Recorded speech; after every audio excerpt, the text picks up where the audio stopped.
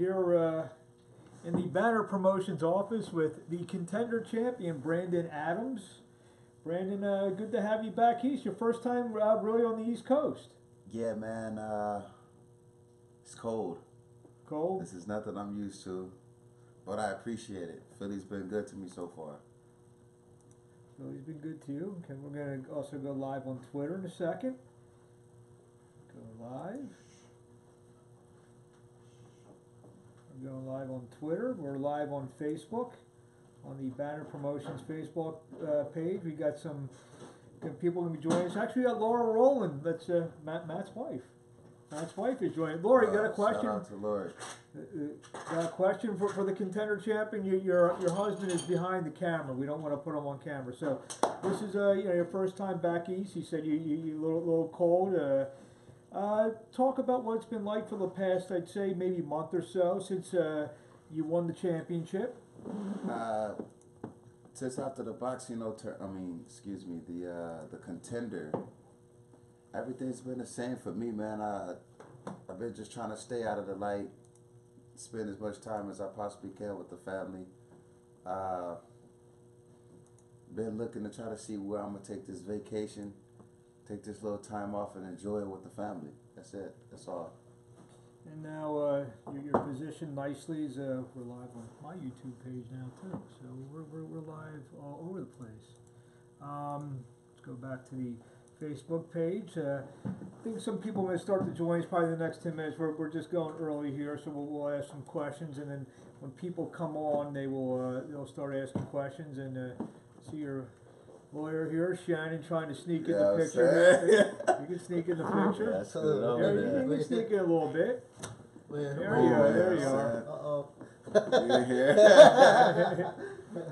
So everything, talk about the show a little bit, the experience about being on the show. The show in itself, man, I appreciate the heck out of being on that show. It was crazy being in the house, all 16 of us, getting to know all the other fighters, all 15 of them. Some of the guys I already knew. Some of them we were introduced to while the show was taking place. Learning everybody's struggle, seeing why they fought, hearing it, being getting the opportunity to meet Andre Ward, working with Freddie, all of that stuff. It was crazy. It was remarkable, man. I enjoyed every bit of it. The food, we had a chef there cooking food for us. So I'm a foodie. That was huge. That was big. So you mentioned about people struggle, the why they fight, food, but any of the stories of some of the guys that you met, I'm sure you can relate to all of them in one way or another, but was there one or two guys you knew exactly everything that they were going through and what they were thinking, like their reasons for fighting, what was going on in their lives per se? Well, so I could understand why everybody was fighting, and I could relate to Hold on, before you go, our matchmaker, Alex Campanovo of Thompson Boxing on the show. Alex, say something to the Contender champion, Brandon Adams. But okay, finish what you were saying about your, your stories that you heard and everything. Yeah, no, so, we can start from the top all the way down to the bottom. Everybody had a story. They had a reason for why they was fighting. I'll just go ahead and dig inside the hat, randomly pick out a name, Cash. Cash's story, man. His mom passed away. She was trying to take care of her son, basically making sure her son was getting everything he possibly could, that she could possibly help get him in boxing. And she pretty much neglected herself, her medication and whatnot, to make sure that he can get what he needs for boxing. And she passed later on, man. So now this brother, he's fighting. He's pushing through. He got to deal with that. He got to live with that. And that was one of the stories, man, that I didn't know anything of, until I watched the show, actually. I knew of his mom passing, but I didn't know exactly what was happening, how it took place, until I watched that on the episode, which was crazy to me. Matt Rowland just walked in. Matt, one of our viewers is Laura Rowland. Do you want to jump in front of the camera and say hello? No time. Matt Rowland, Laura, if you're still watching, he just said hello. Alex, you got a question for for Brandon Adams, or hey, I'll even yell one over to Matt Rowland if if you ask something. Alex Campanova joined us. So talk about, it was like a 7-8 week ordeal, or in terms of from beginning to end. Yeah, the hardest part about being in the house, man, is no electronics, no books, no magazines, not necessarily even know what time it was throughout the day. That was extremely tough, but we kind of overcame that once we was around each other. Everybody had their own stories, their own beginnings, their own humble beginnings, and we all definitely brought something different to the table. We was all unique in there. So, like I said, man, getting to know these guys, it was definitely it was interesting, and everybody's individuality, man, it definitely played a part. I know we talked off camera about. I know you had a friendship with Shane Mosley Jr. before, and did you know any of these guys personally beforehand? Yeah, I knew a handful of the guys actually, man. Well, John Thompson, obviously, you fought before. I think I knew John Thompson. I'm not too sure. But you shared the ring with him. Michael Moore was in the Contender. Was in the Boxino tournament with you as well. Yeah, no. I knew John Thompson. I was just saying that jokingly. Me and him are real tight. It's a brother of mine. I've built a relationship with all those guys on the show. It started off with just the blue team, and then but I had love for everybody on the show because I understood, why we was fighting and how, what we was trying to accomplish, putting our livelihoods, putting ourselves on the line, taking that big risk to jump into a tournament, not knowing who was going to be there. But I knew John, of course. I knew Shane, Malcolm, Eric Walker, Michael Moore. I knew John Jackson. I'm extremely tight with his brother, Julian, the chef. Julius, yeah. And I'm about to say, man, he's like a brother of mine. And their father just made the Hall of Fame last week. Of course, he would be family towards me if his big brothers, I knew a lot of the guys on the show. And I wanted to see everybody do good. It was crazy, me knowing everybody out, the personality I had inside the house. I was told I was like the glue inside the house. I kept everybody together, and I didn't see that happening like that. But whatever I was there to do to help keep peace and humidity in that house, I do it. I'd do it all over again if we needed to. Alex Campanova, who the Thompson Boxing also is the matchmaker here, says congratulations, champ. What is next for you? Well, right now, we don't actually know. We looking to figure out what's the right steps for Brandon Adams, man. I had the 3 years off. I don't know what was going on there, man. I'm just glad to be back fighting. Mm-hmm. I'm glad to have the opportunity to showcase a little bit more of who I am. Man. Every time I get in the ring, what's that, Saturday, we're going to go watch Canelo fight. We're going to go, fighters there, get me all back acquainted in that realm, in that world. I'm looking forward to seeing what's up with Brandon the Cannon Adams. The sky's the limit. So I'd say I plan to test those limitations. We have another person in our queue here. Matthew Rowland is watching us from about 3 feet away from our left. You can type a question any time for the Contender champ, Brandon Adams. You mentioned the 3 years off. A lot of fighters, when they get in their 30s, they start to, maybe go on the other side. But 3 years off maybe preserves your body a little bit more. Do you feel a young for your age, so to speak? Yeah, I do feel. I feel extremely good, but that's because I've always took care of myself. I've never really drunk or smoked.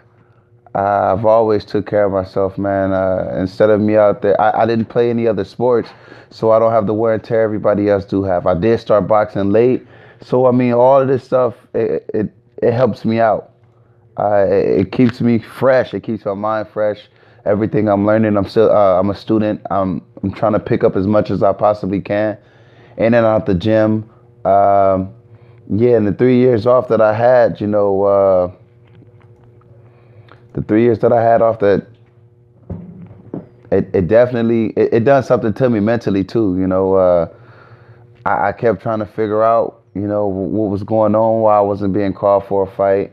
And it made me build, and this grit. And I developed a chip on my shoulder, and it definitely helped push me through all the hard times and dark hours.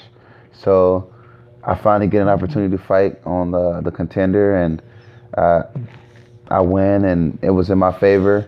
So now I'm looking forward to capitalizing. I know we talked. You said it was totally different. You competed in the both Boxino tournaments, and then you competed in Contender. I know it's a totally different experience, being that you probably fought every couple weeks for the 3 fights, because it was over an 8-week. The 3 fights over an 8-week span. But like going through a tournament, are there any similarities in terms of maybe the tournament aspect of it? So for me, the only comparisons really that I can compare with the Boxino tournament and the Contender is that they were tournaments. Mm-hmm. They were a tournament format. But other than that, really, there was no comparison. When I fought in the Boxino, it was like every 5 weeks we'd fight. Yeah. Every 5 weeks we'd fight. Being in the house in the Contender, you're amongst the guys that you're gonna fight. Yeah, how weird is that? You wake up, you're at the breakfast table. Yeah, I'm fighting you tonight. Potentially, you're gonna fight the guy. The Boxino was nothing like that. You just knew you were gonna fight. You didn't know who was gonna win. You're in your hotel room in floor 2. He's in floor 9. Yeah, you never run into each other. Exactly. This guy. We seen each other's at the weigh-ins, and at that time he was fighting another guy. And then if you guys was fighting, then you deal with that then. But that's only for a short amount of time before you guys fought anyway. Mm-hmm. The Contender, we're in the house together the whole freaking time. You know what I'm saying? Getting to know each other. So whether it be beef or animosity, or you guys are being cordial, professional, you guys are still gonna fight each other. So all of those aspects, man, they definitely play a part. How difficult is, you said you're cool with a lot of these guys. How difficult is it to turn on and turn off that friendship? We've seen a lot of friends fight each other over the years in boxing, but you said you may be playing checkers with a guy. Listen, and I'll tell you from my experience, because I can't speak for everybody else. But it's extremely hard to fight a friend. If he's a legit friend, it's extremely hard to fight him. Having that on your mind, now, yeah, you're gonna be a professional, and he's gonna be a professional.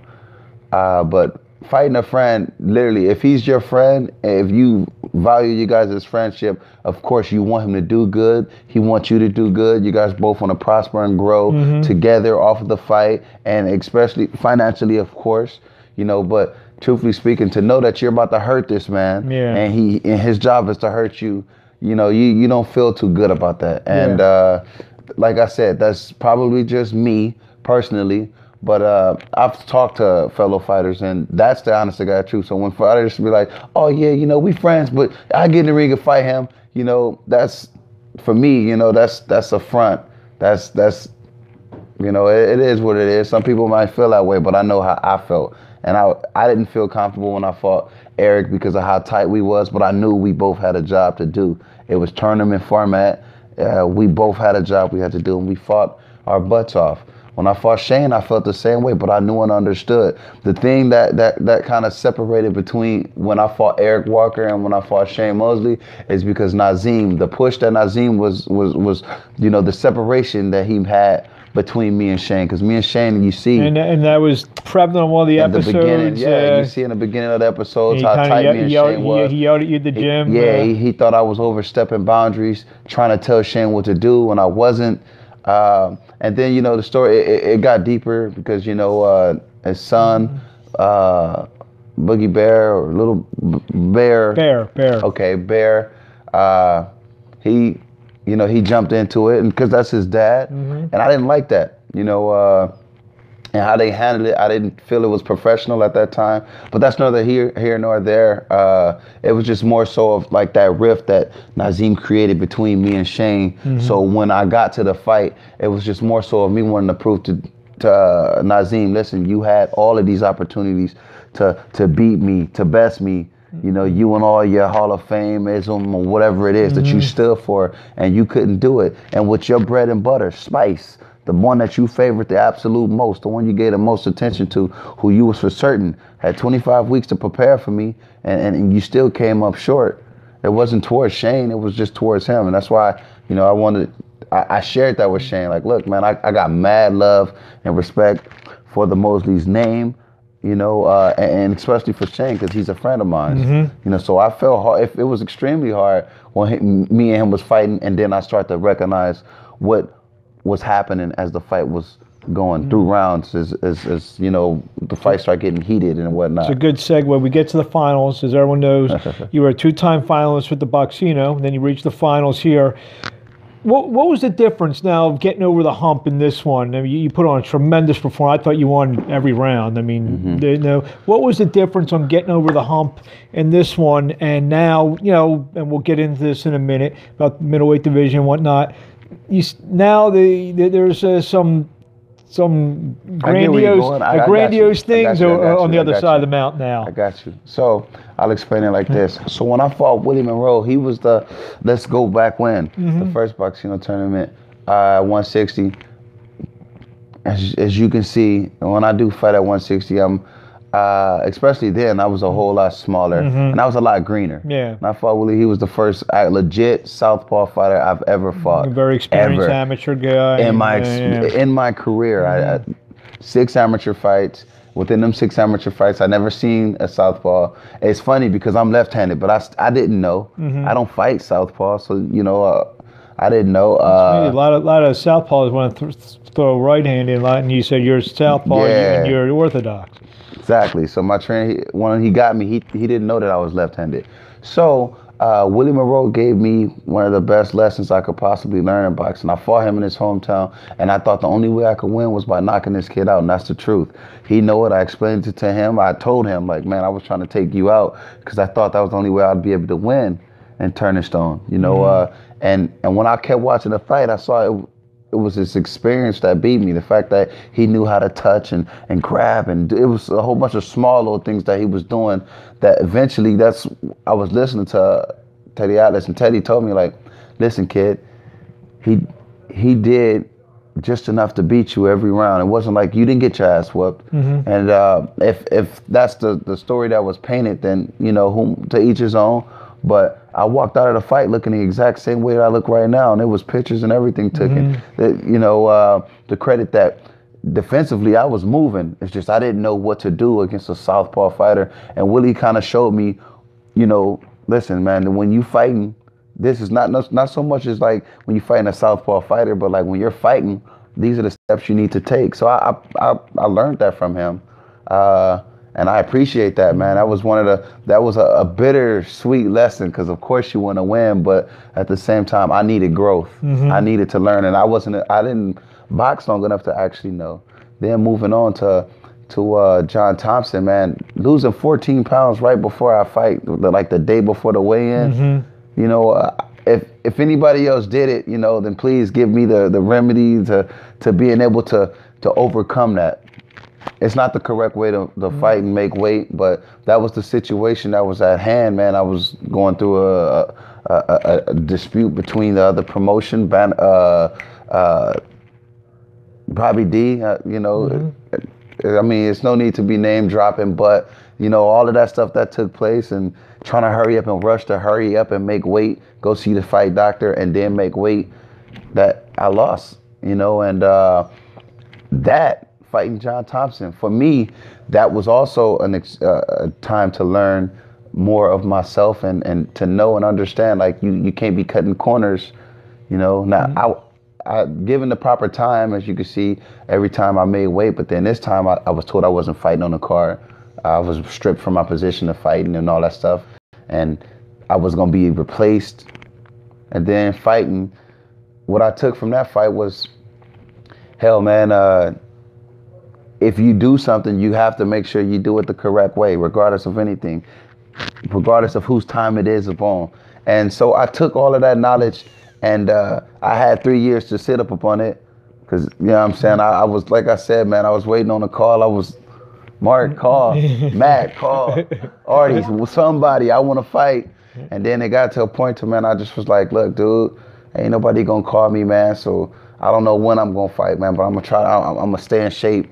I'm gonna fight. I'm waiting to fight. I start trying to, you know, man, I was doing everything I possibly could. Then I got the opportunity to fight, and like you said, like we know, there was a lot of people in the house that was up in there. John being one of them, and it's funny, man, because Let me ask you a question about that before you get into John.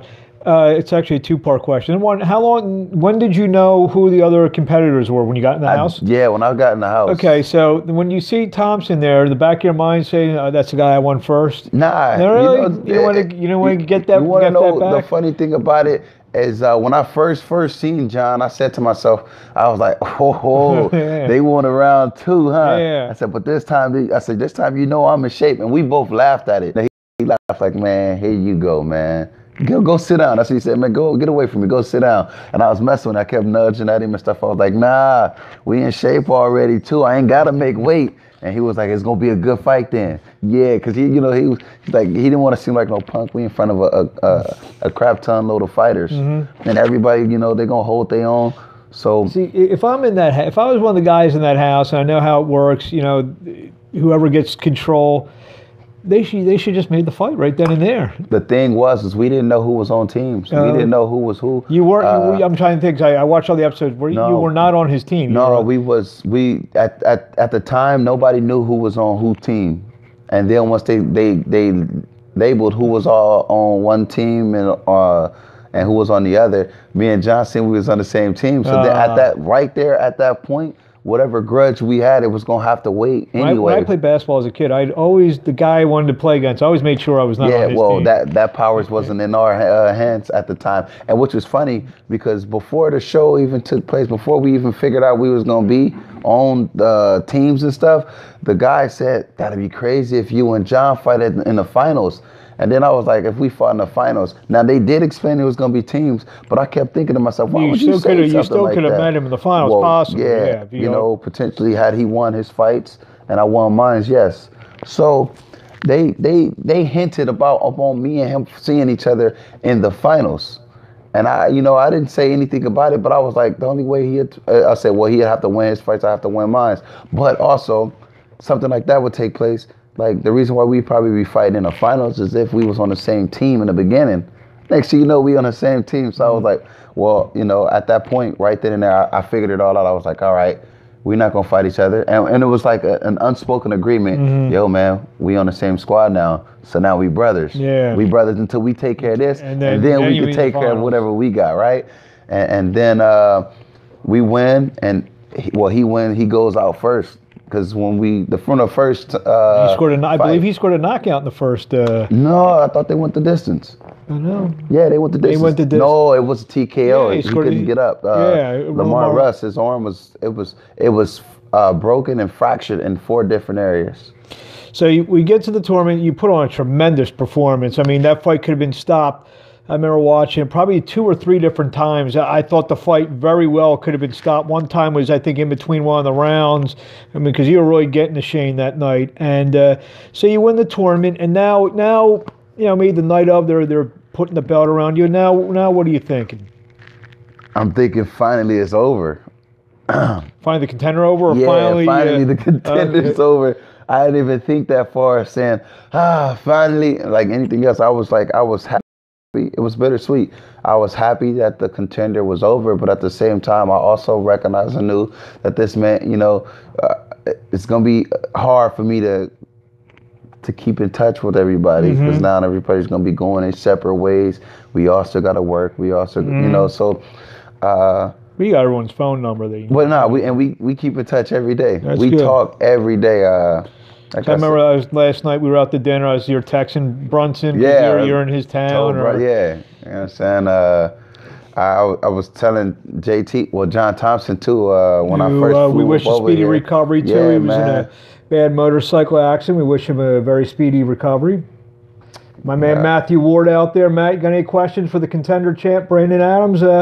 Shoot him up. John Rowland. Banner is the best in boxing. Got all the Rollins in house.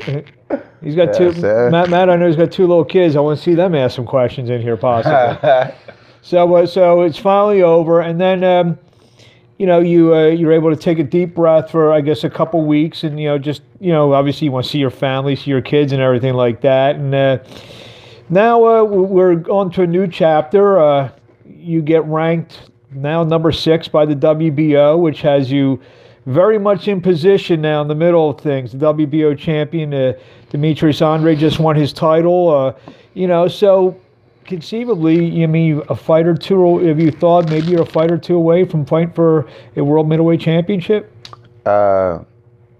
Potentially, yeah, right. As far as ranking says, that's what it says. But I also know I've watched boxing long enough to also see that sometimes these things is a process. It takes time.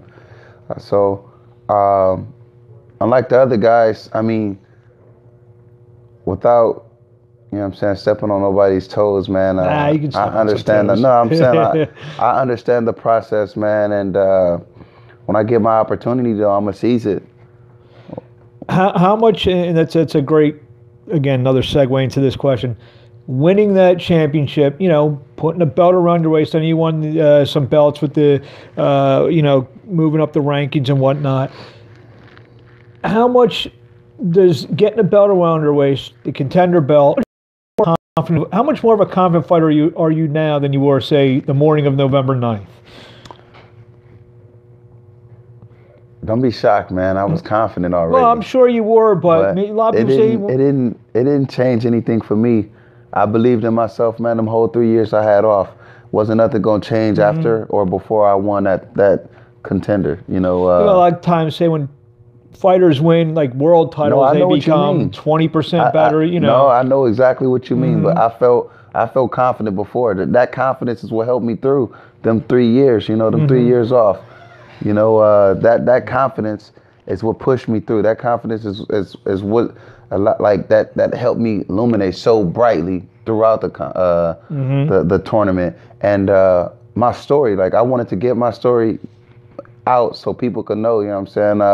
Like I said, basically, making a long story short, you could be dealt cards in life. You're gonna be dealt cards. But the thing is you can go back to the dealer, trade them in, and get some new cards. That's basically what happened with my career. Things didn't go the way I wanted them to go, man. But eventually, I made some good moves. Eventually, and the moves that I made, there was when I had them 3 years down. You took the champ out. Actually, Shannon, we'll talk about you for a second. You're a tremendous athlete on your own. And here's a question I have for you. Shannon has competed at MMA at the highest level. Yeah. Obviously he's now very close to you. You have a guy who's close to you who's looking out for your interest, a guy you can talk to more than just business. He's competed. What's that mean? Most guys who have managers or attorneys or whatnot, they have, they're business guys, they whatever, which is fine. Here's a guy who's actually done it. You can call him up. Not every conversation needs to be about business. You guys could talk about preparation and stuff like that. I know last night dinner you're talking about, diet and stuff like that. What's that? It may be an advantage for you. Yeah, it definitely is. I just was posting on Instagram. My wife's watching. All right, we'll tell your wife we said, hey. The Federation has spoken, and we say, hey. So getting back to having a guy like Shannon who's fought in Bellator, he's fought all over the world in MMA and stuff like that. So he was his homework. But how important is that? You don't always have to call him back about business, whatever. You can say, hey, what do you think of this, or a preparation way? Because obviously MMA fighters and boxers, they prepare, so in different ways, but a lot of similar ways as well. Right, yes. Yeah, man, it's super dope to be able to call on somebody. I view this dude as a brother of mine, man. So I can call him up and talk to him about anything. We talk about everything, man. We a lot of times, we sit around and we crack jokes about stuff, We was talking about you earlier. Actually, we was talking about Matt when we was running at the Rocky steps. There is a video that will not be released. I have on my phone of Yeah, it was terrible, a race between Brandon and Matt Rowland running up the art museum steps, a la Rocky. I think you guys can guess who won, but that goes without Matt's an saying. athlete, man. Don't let his, you know what I'm saying? He says his paleness fool you. he said he said he played lacrosse in college. Yeah, right. So. In the dome. But I mean, for me, it was important because we don't always talk boxing. We don't always talk about, whatever topic that was supposed to been big, at that moment, whatever the narration was at that moment. We don't always talk about that. So having Shannon Slack in my corner is definitely huge for me. It's huge for my family, man. My family know him. We appreciate the work that he put in. That we, what I'm saying, and we're still building. We're still growing together. You know what I'm saying? Not many guys, like I said, can have their manager or big enough. Shannon, boy, I appreciate it. Keep going. Or lawyer, manager.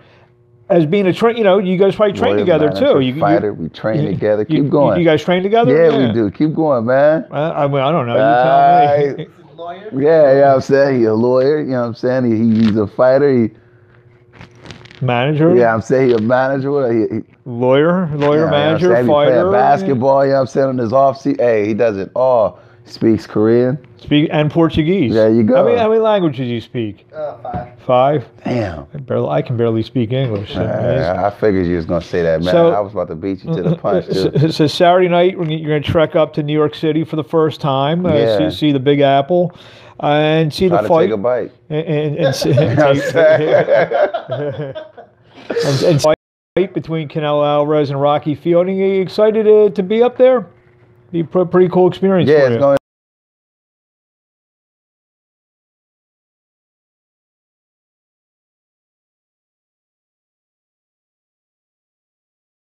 And know, just to kind of see what it feels like, and know that my moment, my time is coming. And obviously now you are ranked number 6 by the WBO. Number 3 by the WBA. Number 3 by the WBA. I'm saying these numbers just be going down. I sneeze again, I'm going down.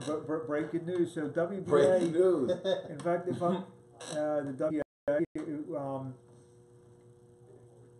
WBA, Alvarez is going to go back down to middleweight at some point, and he's going to need some dance partners. So is this maybe a little bit of a scouting expedition? I know how to salsa. I think you know that. You know what I'm saying? Every time that I fought, every time the cameras was upon me, you see me dancing. So you looking for a dance party this way, I'll gladly take his hand. You know what I'm saying? And we're gonna put on a show for everybody. Well, so obviously it's a little bit of a scouting trip as well, possibly. Of course. Okay. I'd be sitting here. I'd tell you if I was to say otherwise, I'd be lying. Okay, we got some words here. Ignacio Zuniga, Brandon Adams, the Cannon. How's it feel to win the Contender after the layoff? It felt great, man. I was happy to be you guys' new Contender champion. Matthew Ward to Brandon. Congrats to Brandon. I'm excited to see what's next in your career. So Matthew Ward, he writes a nice blog about boxing here in Philadelphia. So he's I see him at all the fights. Me too, Matt Ward. Alex Campanovo, again, did you give Matt a 5-minute head start? Man, I tried, but he still fell. He tripped over his own shoes. He did. We do have that on video. Too. Good. We do have that. We're gonna drop that soon. He tried to do it in a suit too. Like I don't know what he was. You thinking. asked me to do it. I was a smart one. I was a smart one. I'm dressed up. He told me he had diarrhea. This Mark guy. No, I didn't say that. So break down. You see the middleweight division now. Obviously, with Canelo going up, going down, Golovkin's still there. Got a new champion, Rob Brandt, who just beat Murata a few weeks ago. I mean, there's Debut was fighting Toriano Johnson in one of the fights this Saturday night, the Gardens, and another possible opponent at some point. So is that a fight you'd be interested in looking at? They're fighting each other. between know, Lemieux and Johnson? it wouldn't matter. I don't know. I mean, I know who Lemieux is. I don't know who Johnson is. But for the most part, man, I know like all the mega names. I take more time on studying myself, trying to figure out how to better myself than I pay attention to all the other fighters. Because at the end of the day, it's gonna be me who's getting in the ring, and I gotta make sure that I'm, 100% or something extremely close to it to pull off these victories against these top fighters. So whatever makes the most sense, man, and building me and to being that the people's champ that that I view myself as, it's the route that we're gonna take to get that job done. All right, anything, I guess we're going to wrap things up here. Anything you want to say in closing? Shout out to Cannon Nation for being great on behalf of the federations. Now, I appreciate everybody, I'm saying, to lending an ear to hear me out. I am your new Contenders champion, and I'll soon be you guys' world champion. Thank you very much. I appreciate all of y'all.